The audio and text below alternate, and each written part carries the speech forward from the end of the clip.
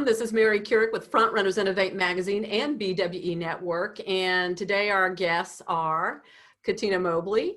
Cuttino, hello.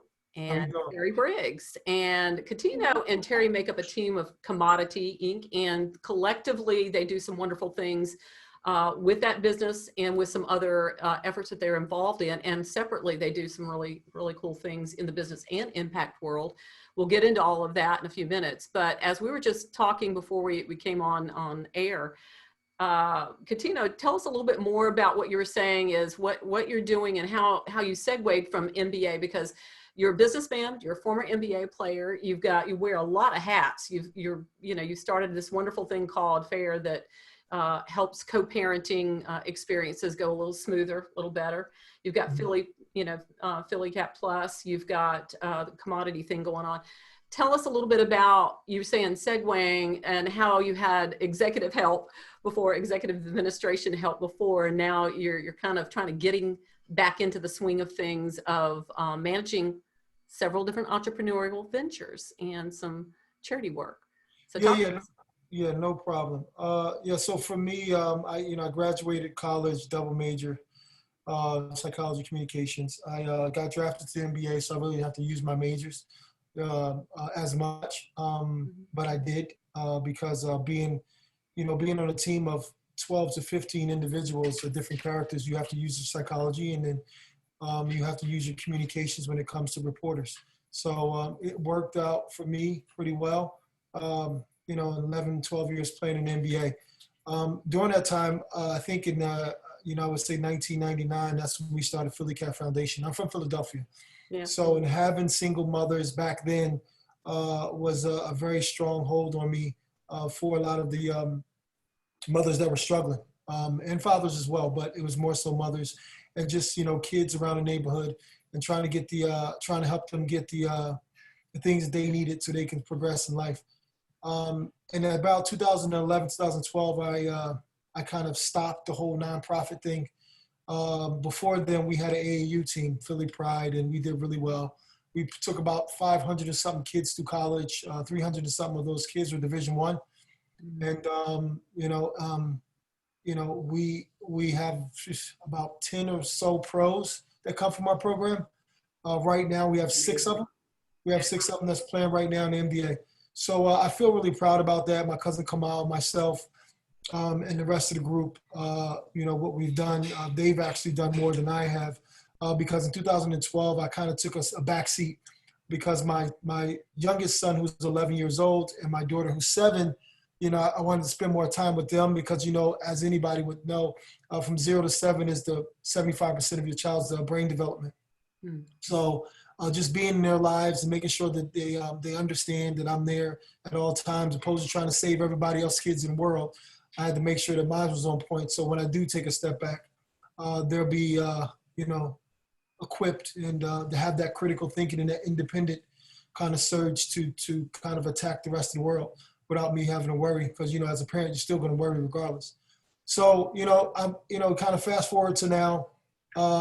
Vanessa, my sister, she's an amazing individual to help me out. Her resume is amazing, very impressive. So I said, what made me successful back then is having an executive assistant. Yeah. And, having her now to help me navigate through this crazy life, which I'm really good at multitasking. But, having her kind of settle me down or help me with thoughts and things like that, makes it a little easier for me. So that's why she's there. And then you have Terry, who he comes from, an amazing background himself and helping build companies. And we just Terry and I joined together to form a Commodity and the other endeavors that we do have. But, I think for me, in this Philly Cat Foundation is very, dear to my heart because, one, being a single father, and then seeing how the court system and seeing how different things is going on in the world, nothing against mothers, nothing against, nothing like that, but just kind of like changing that narrative, right? Saying that we are there, we are fathers, we want the responsibility, and then having that, I think with my name and being a spokesperson for fathers that are out there, fathers' lives matter, fathers are important, dads are cool too. those kind of slogans, people have to really get in their head, because there's a lot of different things, being from the kind of the psychology background. There's a lot of different things that people don't understand when you're in a courtroom, that I've witnessed myself, whether it's different terminologies, whether it's parentified or emotional abuse, alienation, segregation. There's a lot of different things that go on like that. So, being human, the mediators and moderators and, judges and lawyers, they kind of tend towards more so the soft story, opposed to what's really real, right? And it's just being human, right? You look at a love story, you feel for that, right? You look at a good, bad movie, you're gonna cheer for the underdog, kind of thing, especially if they show themselves that they're the underdog, even if they're not, right? It's like a wolf in sheep's clothing. So I'm not saying all men or all women, but you just really have to dissect that. So that's where Be Fair comes from. As far as, Mike Daniels out of Florida, he founded the company. I thought it was an amazing idea, so I came in with Mike. And for our nonprofit, I'm skipping around a little bit, but for our nonprofit with Philly Cat, we joined Sierra Leone, Shine on Sierra Leone. And the lady's name is Tiffany Person. She was the founder. And one of my best friends, Susie, kind of hooked me up with Tiffany back in like 2008. And that's when we kind of started to do the school and the recreation center, and, having the people actually build it with their own hands themselves so they can have some type of pride. Yeah. It's about 100 and something kids. So, we raised money for that. I loved it. We do not only work there, but we have invested in Ghana, in the oil and gas business that has come to fruition now. We're trying to set those things up, but then COVID hit. So, we're just in the back burner, just waiting for the release, I guess the travels to be able to get back and forth kind of thing. But I'm really, I guess you would say, I'm an entrepreneur, but I think I'm more of a humanitarian. Been traveling since I was 12 years old, and loving people, and understanding people and understanding that we have our flaws. I just want to try my best to, whether it's Philly Cat Foundation or Be Fair or whatever commodity, whatever it is, what company I'm involved in, I want to be able to give those people the option and the understanding of what it is that they're facing. I think the way that you approach things from a very ethical standpoint, it really points to your own upbringing. And I wanted to bring that out because I've had a conversation with Terry. He shares that same kind of upbringing, I believe, mm-hmm. and that same thought process of, when you do a thing, do it right, and do it, with a good heart, with with trust, but with smarts, and with the idea that you want to leave a good track. You want to do things in an ethical way. So we appreciate that. That to me speaks to some kind of a faith-based operation or spiritual path there. Did you grow up with that? I mean, yeah, well, I was blessed. Yeah, no problems. I was, see, this is the funny thing. It's like, I come from I went to Catholic school my whole life. Boxing was my first sport. And then I was, a quarterback, wide receiver. And then I played basketball. Our family is a big family, and our family is an athletic family. And we're, you have my cousin, John Mobley, who was a linebacker for Denver Broncos, Joe Lewis, who's a boxer, Brown Bomb. You have myself. So we have an athletic background. And we grew up all together. And my stepfather, he was a catcher. He was in the Marines. He was a chef. He played the bass. Wow. My father, he was a henchman. There was a lot of different things that was going on in my families. And I have 4 parents. So I was lucky enough to have 4 parents. And all my parents loved me to death. I didn't have a step parent. That's fantastic. Yeah, so me and my stepfather and I will wake up every morning at 5:30, get down to South Street, where you see Rocky running down the street with the meat in the stores on both sides, every Sunday, to pick out food so we can come back home and cook, a feast every single Sunday. So it was those type of traditions, watching, Godfather, just trying to figure out how family works, or, listening to a gospel all Sunday, every day, all day on Sunday. Polishing shoes for money, making sure that his clothes were out and ready, shoveling, just being a worker, understanding economics, being a blue collar guy, but yet having that white collar mind. I think for me, having those type of individuals in my life helped me form, because when you have a parent, it's just their character, right? And it's more so of in the psychology world, it's called private logic. So if you only have that one parent, your characteristics is around that environment. But I had 4 different ones, right? My dad wasn't a good reader. My stepfather read everything. He would answer all the questions on Jeopardy. My mother, she was, worked super hard, and she was super ambitious. So, you want that type of work ethics. And then my stepmother, she was a hard worker and she was very organized. So I had those different types of individuals growing up my first 7 years. And then the other 25% of who I am was with a lot of different mentors because of the first 7 years, right? What you should do, what you shouldn't do, who you should follow. So, listen, no one's perfect and I understand that. But, if you can kind of minimize those mistakes, the older you get, right? So in chapter 10, I call it, chapter 10 to me is more 10 years old, right? Because right now I'm on my 45th chapter. So, the more you can eliminate those mistakes per year, the better you will become as the wise person you are, because that's the only way you become wise, right? Is to make a mistake. So, I'm not really I would never try to fault anyone for making mistakes. It's just about minimizing them before you get to the end of your journey.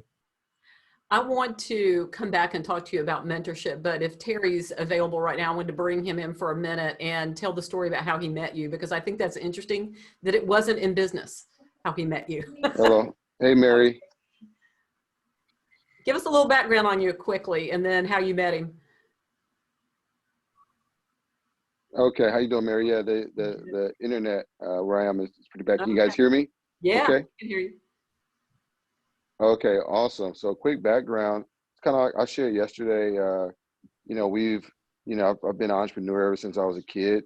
Always been around, impact work. Like I told you, I saw my mom used to take homeless people off the street when I was a kid.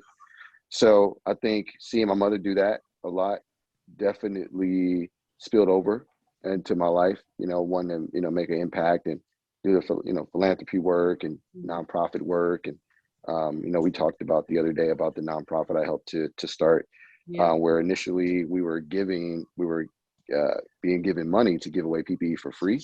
Yeah. And so then naturally we started to get, requests to actually sell PPE to like hospitals and stuff like that. And, it was during that time, that's how I met Cuttino.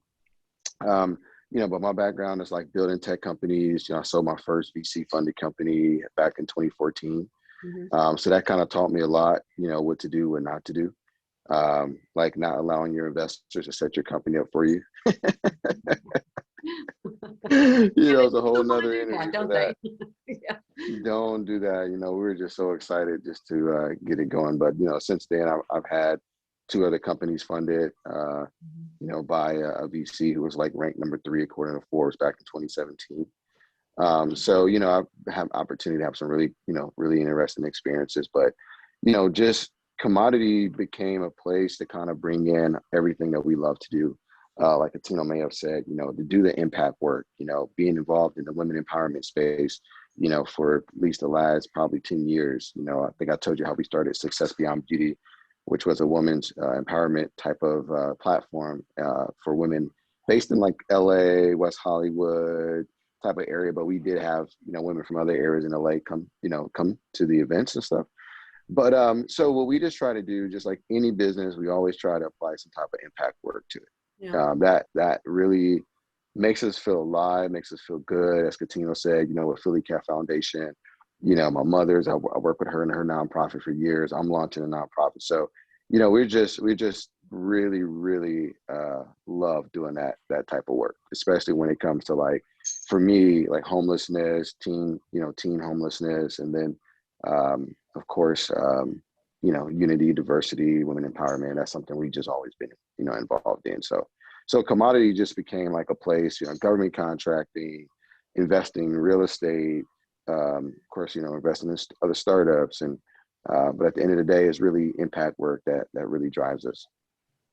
So are you also involved in the work in Africa, or is that separate from what you do? That's Cuttino's, this Cuttino's venture that, he had going on for quite a bit of time.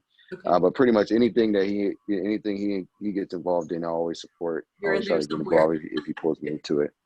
Yeah, he's more like my big brother, and we work really, really well together.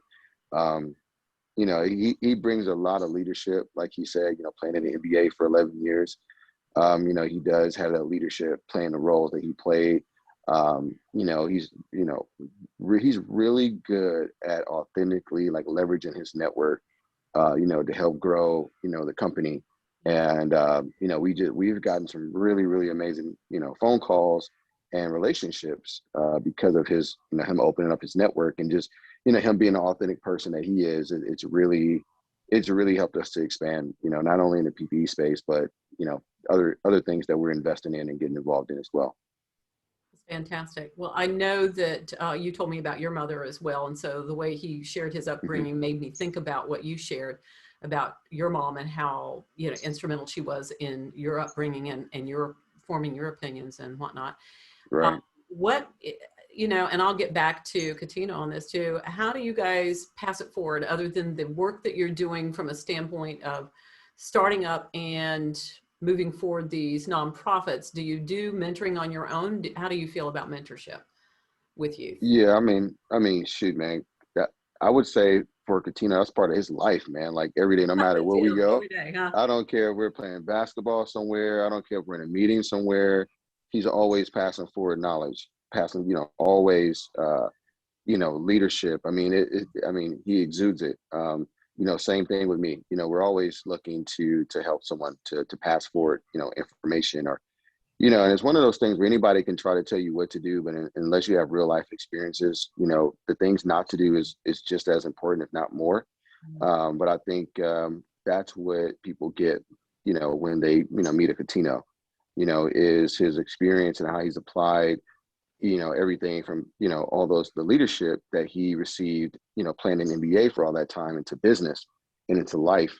And that's just me speaking as a partner, as a little brother, is to see him actually do that. And therefore, and if you've been mentored, you mentor forward, and honestly, that can happen with family members. Absolutely. Mentoring you as well as, and you call it parenting, but it's the same thing, more or less. For sure. Uncles, aunts, and different ones that would come into your life that would help mentor you. It sounds like he's doing that with you too, even though you're a partner. Yeah, yeah, but with everybody, he's always. I'm sure he's learning a few things from you too. That's how it works.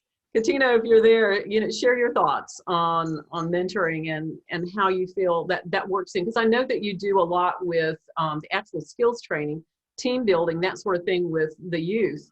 How does that come into play with what you do with your impact work? Well, I don't know. It's a very broad kind of question, and the statement is kind of, the explanation is kind of broad. So I'm gonna try my best to narrow it down as much as possible, because only thing I'm doing is just giving my experiences. I've been like this since I was a kid. I just don't know why. I've been very like old soully, very philosophical. I just start talking about stuff and I try to relate it into the experience of the individual. So they can understand it. Because when I was younger, I had a lot of insecurities, whether, I was always comparing myself, whether it's football, basketball, baseball, boxing, anything.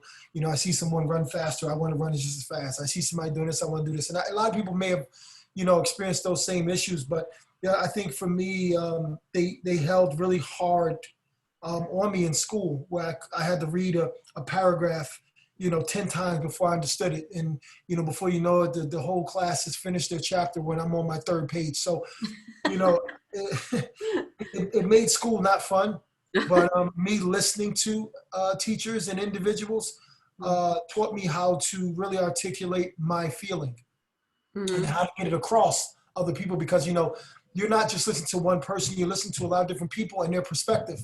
So when understanding their perspective on how they view it, now what I have to do is place it inside my body and then bring it out the best way I can. So I'm more of I guess at a very young age, it was more so emotional IQ is super high.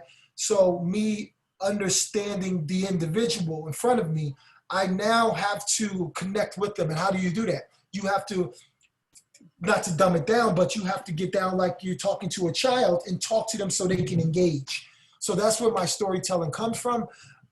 trying to engage with the individual, because in anybody, right, you can just lose them fast. You can, you know, my thing is I want to know more about you. Forget me. I'm just a body.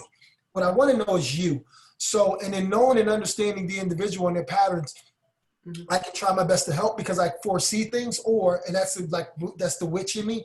Or I can just like say, you know what, listen, this is what's going on. Let's see it from this view, because we as individuals, we form on our first 7 years. 1 and 2 is we form through that preconceived notion of what we know life is, right? So if we're all watching a movie and now I say, okay, now guys, you know, Mary, Terry, Vanessa, whatever, listen, give me your perspective on the movie.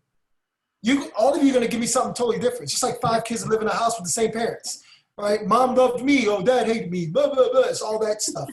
So, I mean, when you really try to understand the whole synopsis of things, then you can really place it so that individual can understand things. So I think for me, being a mentor comes from a lot of like mess ups myself or lack of understanding at a very young age. So then now I try to articulate it the best way I can when I'm going to speak to, right? Because now it's like I'm a selfless person. So I'm like, forget me. What about you? What's up? Right? If I'm in Ghana, if I'm in Sierra Leone, if I'm in Benin, if I'm in Chicago, what's up? How is this? People want to feel good. Yeah. So it's not about what I want. Like it's about, okay, not so much what you want or what you need. Let's just talk about you and we'll figure it out what you need, because everybody wants something, right? So, I mean, I don't know. I love motivational speaking. I love helping people. I love getting people out of that block, right? I mean, 99% of the world literally is conformed and are sheep, right? Yeah. Like a lot of people, Helen Keller was even saying, you know, 100 years ago, you know, basically like, you know, people don't want to make the decision because they don't want to make the decision because now they have to face the conclusion, right? The consequence. So I'd rather you, Mary, tell me what I should do, because if it goes wrong, I'm blaming you. Yeah. Right? Like that's how, you know, that's how we are formed, right? It's, you know, it's a very tricky way of how our brains work, but it's just the way it is, right? So when I'm teaching my children, or if I'm helping other individuals grow as people, because I grow when I'm speaking to them as well. Like I just try my best to like learn too. But you know, I just try to let's see this from all views, right? Because you may only see 4 sides. I see 8 or I see 12. Mm-hmm. So let's just look at all of them, right? Some people get confused, like, oh no, I don't want all of them. I just need this many. I'm like, well, I'm sorry. You know, some people say to me when I was younger, yo, it's not that deep. And I'm like, well, I just watched. Well, I'm just going to use the movie as my analogy. I just watched the movie. You only got 4 things. I saw 8. So it's maybe not that deep to you, but it's deeper to me, because maybe my perspective on things, you know, kind of like it peels away a lot of the fat that's involved in it, right? So, you know, me being a mentor, it's just all my own experience of my insecurities, I guess, and just trying to help everybody else kind of like limit theirs. I don't know. I think it's as much as imparting knowledge and wisdom, imparting that little bit of vulnerability as a human being is what makes people connect to each other and engage with each other. So when you show a little bit of that, I think that's when somebody says, oh, I can relate to this person. They're not perfect, you know? So, you know, I think that's a good thing. So what's ahead for you guys? What's ahead for Commodity? What's ahead for Cuttino? What's ahead for Terry? What's next coming up? Because I feel like this is a pivotal point for you, the way that you're talking about all these things that are now starting to come back, and you're getting Philly Cats kind of moving forward a little bit more and engaged. And of course, we want to be a part of that. I've got Dr. Anamika on the call now, and he's listening in. So we'll talk to you about that later, and moving it around Africa some more. But what else is going on in your head that you want to accomplish? Well, I mean, I think, well, you know, you want Commodity to be one of those top tier kind of companies that specializes in different things, like whether it's affordable living, whether it's you know, mentorship, whether it's motivational speaking, whether it's invested in gold, invested in, you know, cannabis, invested in this, just helping, you know, just all of, because I'm already doing those things. Mm-hmm. And because of circumstances, I had to take a leave, but now I'm back in it to where I'm not really worried about like I said before, you're always going to worry about your children, but I'm not really worried about them as much now. They're pretty sharp. Yeah, I think, from getting beef fair to where it's supposed to be, getting commodity to where it's supposed to be, Philly Cat's one of the premier foundations that's out there, and giving ourselves to the individuals that are out there that need it.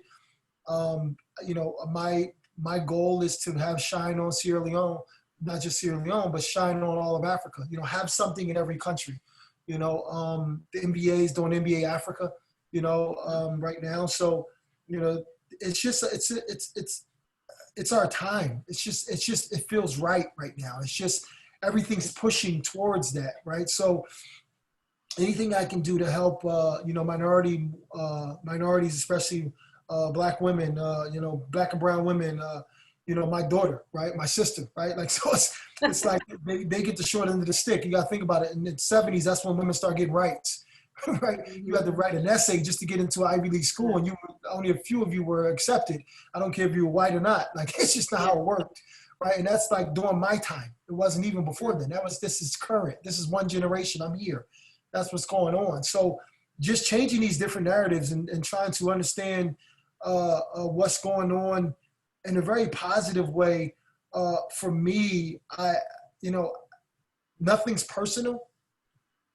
But everything's personal, right? Like, I need to make it personal enough where I don't really show negative emotion, but personal enough where I show a lot of attention towards those different types of situations.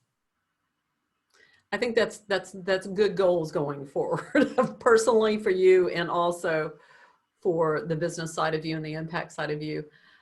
Terry, if you're around, what's yours? I'm sorry, I was just wrapping up the test here. I gotcha. Can you say that again? I'm so sorry. Yeah. What's good for you next? What's next on the agenda for you? I think next for me is definitely getting back into doing more philanthropic work, honestly. I'm actually reaching out to a couple of my friends who, used to do a lot of that. So I think I really want to get back busy. I mean, COVID shut a lot of things down. So I think everybody's trying to figure out a way to do things, in accordance with, all the rules and stuff. But, I'm really heavy on getting back to doing some impact work. So that's what's next for me. Both of you do speakings, right? Both of you do events and speakings, right? Yes, ma'am. Okay. Yeah. So you mostly do a little women's empowerment. A little bit of coaching, empowerment. I'm sorry, say that again, Mary? Yeah, your women's empowerment particularly, I think you shared with me, right?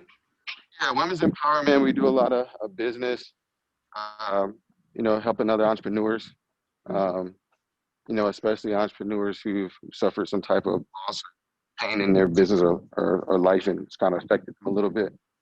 And so that's something that's very important to me right now, is that work with those entrepreneurs, because of, especially in today's time of social media, you can get caught up comparing yourself and depression and mental health, looking at what other people are doing in their business, and especially if their businesses aren't off the ground. There's a lot of depressed entrepreneurs right now. They really are. So for me, meeting, entrepreneurs that, kind of dealing with that and trying to help them, feel like a safe place to be able to share, and to be able to have a group of other entrepreneurs that can really coach them through collectively. That's something that's also really important. Right now.